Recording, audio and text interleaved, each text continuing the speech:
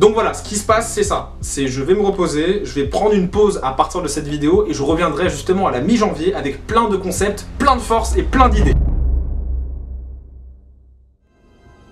Quelque chose s'est réveillé. Vous l'avez senti? Bonne année mes petits loulous! Tout d'abord, bonjour tout le monde. Les gens, je tenais très sincèrement à m'excuser par rapport à cette attente qui a duré un peu plus de 2 mois, on va pas se mentir. Mais bon, faut savoir que je n'étais pas directement responsable de cette absence, en fait, c'est juste que j'attendais mon ordinateur pour pouvoir monter mes vidéos, en fait, tout simplement. Et vu qu'il a mis beaucoup plus de temps que prévu à arriver, du coup, le retard de vidéo s'est fait sentir assez rapidement. Mais bon, voilà, sans ordi, pas de montage, et s'il n'y a pas de montage, il n'y a pas de vidéo. Enfin, je pense que je ne vous apprends rien. Mais bon, là, au moins, voilà, on est parti, c'est une nouvelle année, je suis vraiment chaud patate, et j'espère que vous aussi, du coup. Avant d'entrer très rapidement dans le cœur de la vidéo, je tenais à vous tenir un peu au courant par rapport aux dernières actualités. Il faut savoir qu'il y a quelques petits trucs qui vont changer sur la chaîne d'ici quelques jours à peu près. Donc déjà, il y a du nouveau matos, donc l'ordinateur, mais il y a également des petites choses qui vont bouger dans le setup. C'est pour ça que je filme sur un mur blanc. Mais c'est aussi parce que je crains beaucoup l'article 13. On va pas se mentir. D'autant plus que, pour ceux qui me suivent sur Twitter, vous le savez, j'ai un peu teasé le fait que fin mars, il allait avoir un nouveau PC. Donc voilà, j'ai vraiment hâte, ça va être plutôt cool. Et ça permettra surtout de faire des streams de qualité, mon pote. Alors, il faut savoir que pendant mon absence sur YouTube, il s'est passé visiblement, dans le monde du jeu vidéo, beaucoup de choses. Alors, je me casse. Qu'est-ce qui se passe? On a par exemple la séparation Bungie Activision, je sais pas si vous en avez entendu parler, c'était une affaire qui a été beaucoup médiatisée. On a également le report de Metroid Prime 4, le licenciement massif d'Activision. Il y a GameStop qui est dans le rouge, il y a un tout nouveau Battle Royale qui débarque. Bref, je me bats 2 mois les mecs. 2 mois seulement, c'est la folie, c'est un truc de fou en fait.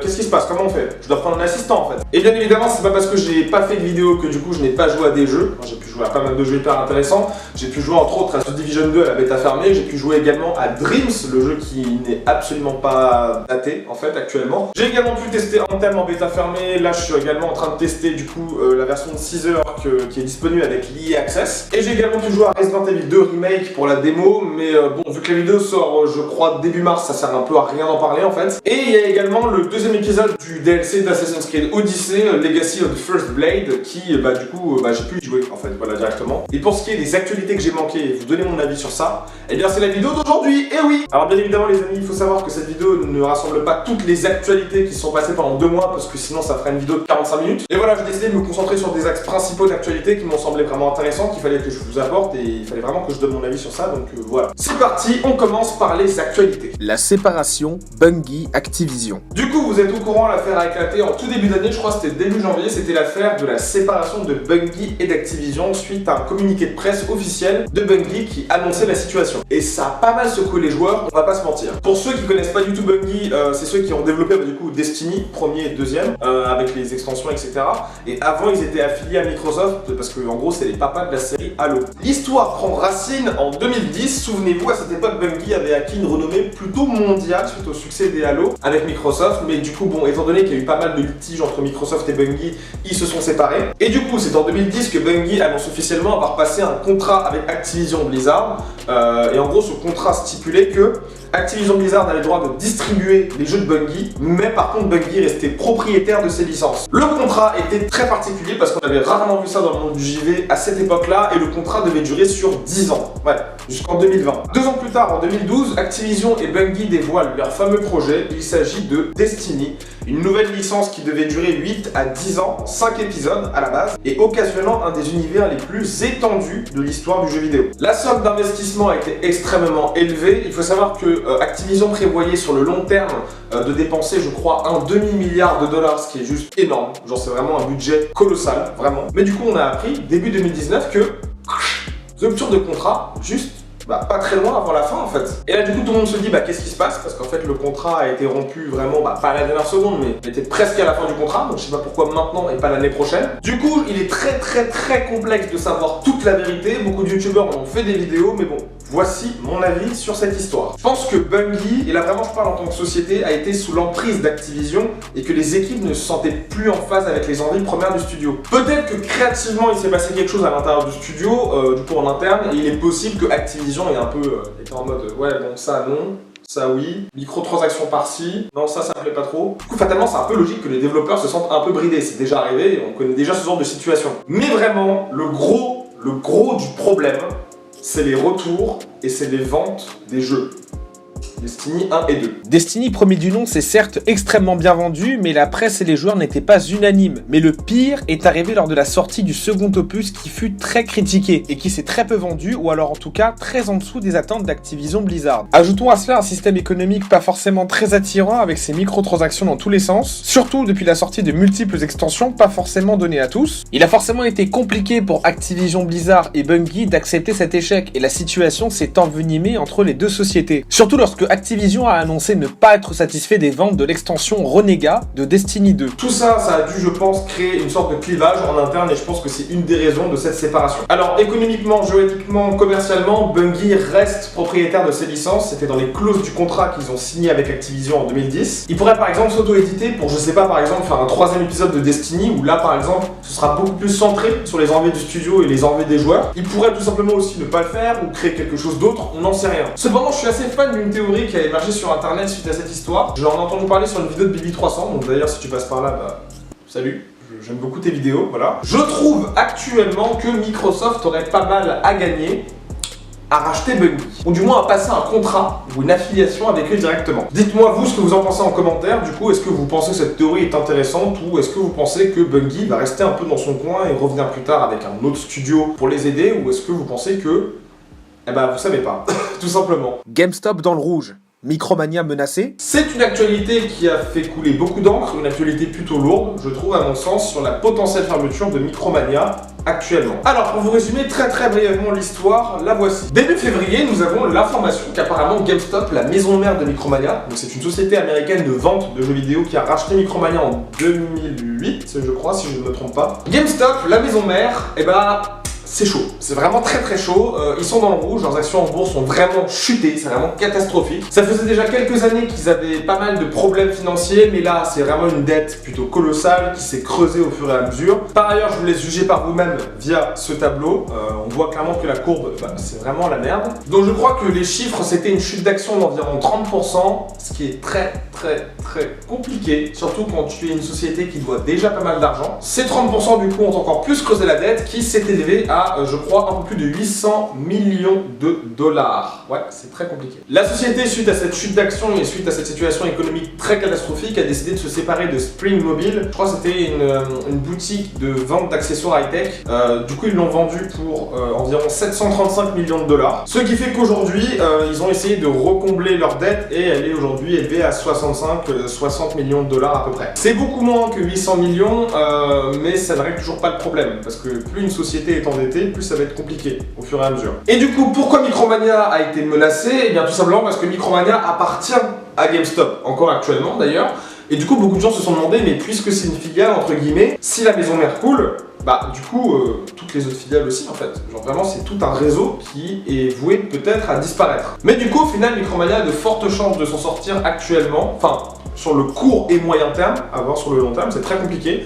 Mais à l'heure actuelle des choses, calmez-vous, Micromania ne va pas fermer demain, ça va, c'est cool. C'est plus complexe que ça. Micromania en France, ça se porte plutôt bien, on va dire, et surtout depuis justement pas le rachat, mais l'affiliation entre Micromania et Zing. Zing, c'est un magasin de vente de produits dérivés. Et en fait, du coup, depuis ce rapprochement-là, ça a permis à Micromania justement de survivre au-delà du fait que, on va pas se mentir, des gens qui achètent leurs jeux en boîte, il y en a encore beaucoup, mais ça me nuise, donc c'est très compliqué. Personnellement, je trouve que cette fusion entre Micromania et Zing est une ingénieuse action commerciale.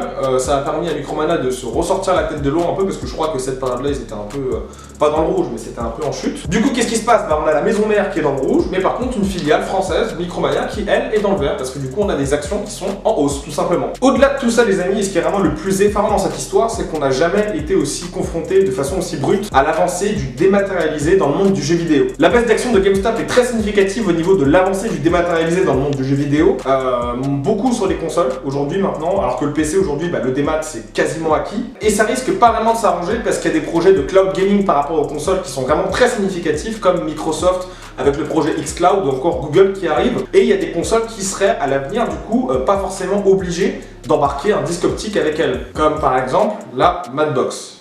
Putain, cette console est juste une vaste blague. En tout cas, voilà, je voulais vraiment en parler en termes d'actualité parce que ça témoigne d'un changement profond dans l'industrie, dans nos habitudes de consommation en tant que joueur. Si vous voulez beaucoup plus d'informations, il y a un truc beaucoup plus complet, je vous conseille la vidéo de Julien qui en parle justement, il explique beaucoup mieux que moi. Donc si vous voulez creuser le sujet, je vous invite à aller voir cette vidéo qui s'affiche normalement, je crois, juste ici. Activision licencie 800 employés. Dernière actualité qui me donne envie de rebondir, c'est cette histoire de licenciement massif chez Activision Blizzard. C'est tombé il y a quelques jours à peine, donc si vous ne connaissez pas l'histoire, je vous l'explique très rapidement. Activision a fait, malgré le fait que Destiny 2 c'est pas trop bien vendu, une année fiscale 2018-2019 exceptionnelle. Vraiment des chiffres qui n'ont jamais été vus dans l'histoire de la société. Pour ceux qui savent pas, je vous explique, en gros, certaines sociétés fonctionnent par année fiscale. C'est beaucoup le cas pour les sociétés de production de jeux vidéo.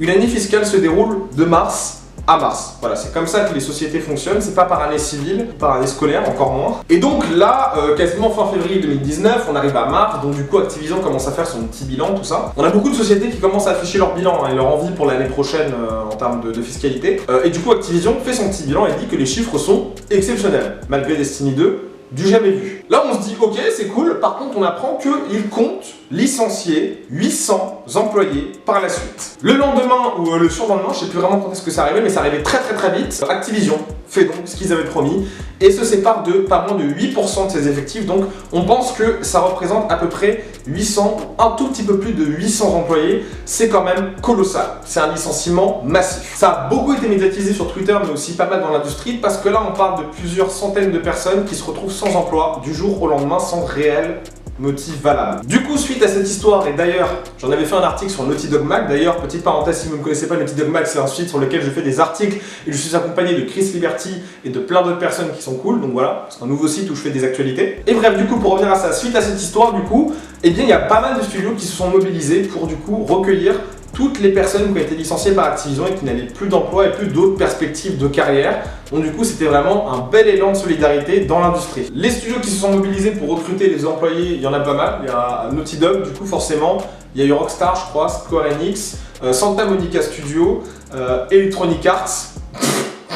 Mais pardon, excusez-moi, je commence à rigoler, mais en fait c'est très ironique que Activision recrute des centaines d'employés alors que c'est probablement le studio qui est le plus dans les affaires de licenciement massif sans motif valable.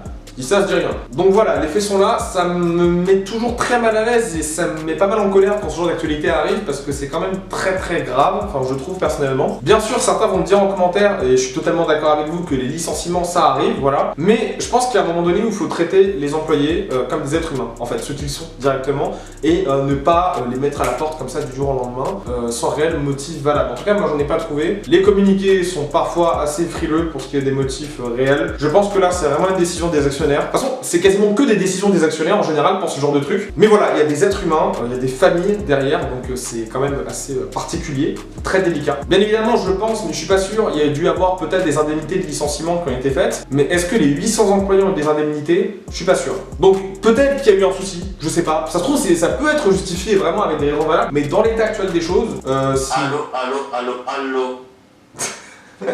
Oui, je suis en train de tourner une vidéo en fait. C'est Roma. Oui, ne jamais être sur Discord quand on fait une vidéo, voilà. Donc voilà, du coup je disais qu'on arrive à un niveau de saloperie assez élevé quand même, virer des personnes alors que bon pour le coup il y a des résultats plutôt satisfaisants, c'est quand même bizarre. Et bien évidemment si vous voulez rebondir à ces actualités en commentaire, je vous invite à le faire. J'hésiterai pas vraiment à vous lire et à répondre, on échangera nos points de vue, on pourra débattre, c'est cool, dans la joie et la bonne humeur bien évidemment. Prenez soin de vous et c'était un gamer passionné et c'est un véritable plaisir de vous divertir.